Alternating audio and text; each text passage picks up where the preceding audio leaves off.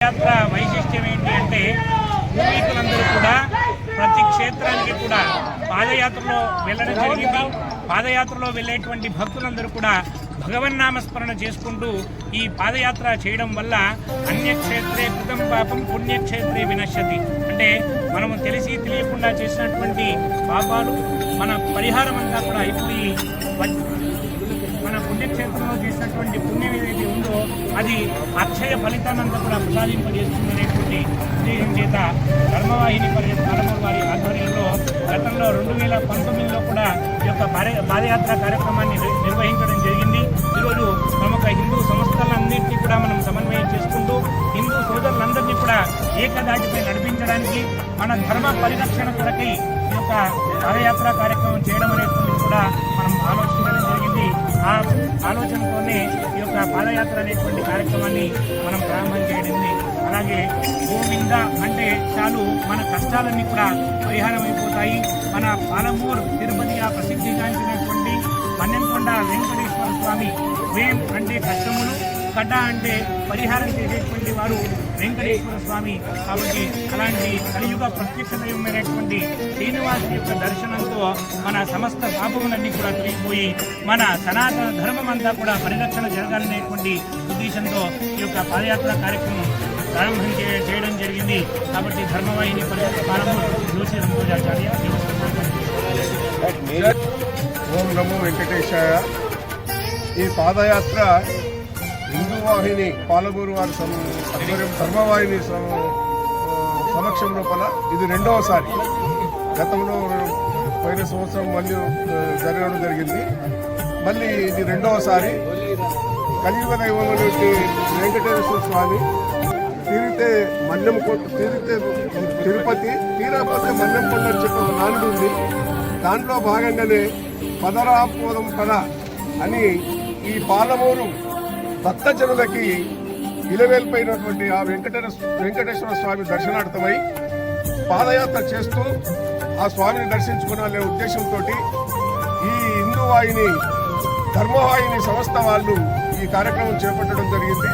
ఈ కార్యక్రమంలో గతంలో కూడా చాలా మంది పాల్గొన్నారు. ఇప్పుడు కూడా చాలా మంది భక్తాదులు పాలమూరు భక్తాదులు పాల్గొని ఆ స్వామి కృపకు పాత్రలు కావాలని చెప్పేసి తలంపుతో ఈ కార్యక్రమం మొదలుపెట్టడం జరిగింది. ముఖ్యంగా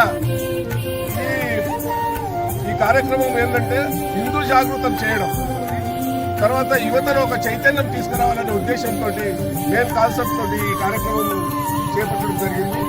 ఇది రాను రాను ఇంకా చాలా మంది ఈ కార్యక్రమంలో పాల్గొనే విధంగా చాలా మంది పాల్గొంటున్నారు. కాబట్టి ఈ కార్యక్రమం చేపట్టినటువంటి నిర్వాహకులకి ఈ సందర్భంగా ధన్యవాదాలు తెలుపుతున్నాను.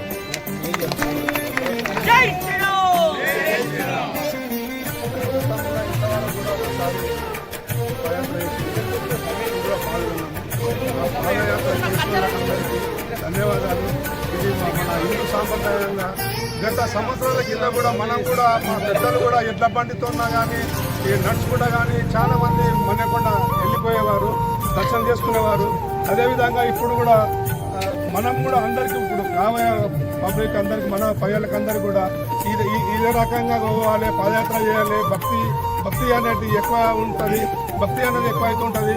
అందరికీ హిందూ సాంప్రదాయంగా భక్తి కావాలని చెప్పి అందరం వీళ్ళందరూ కలిసి మన సాంప్రదాయంగా పాదయాత్ర పెట్టినందుకు వీళ్ళందరికీ ధన్యవాదాలు.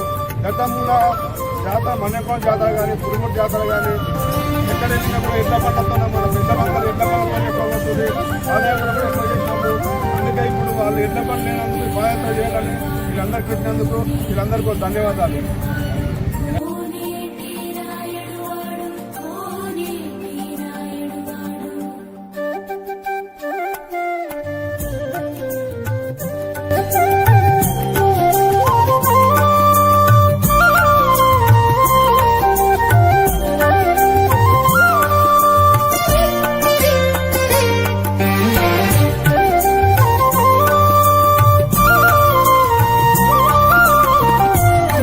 Hello.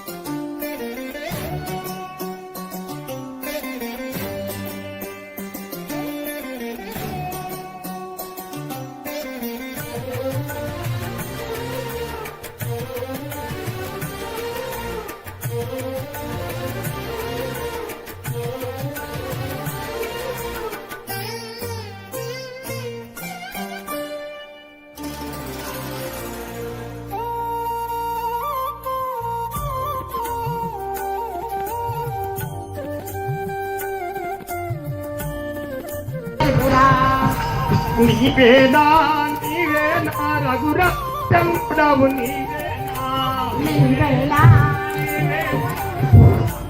చూడవు నీవేనా హరి నీవేనా నీవేనా రఘురామచంద్ర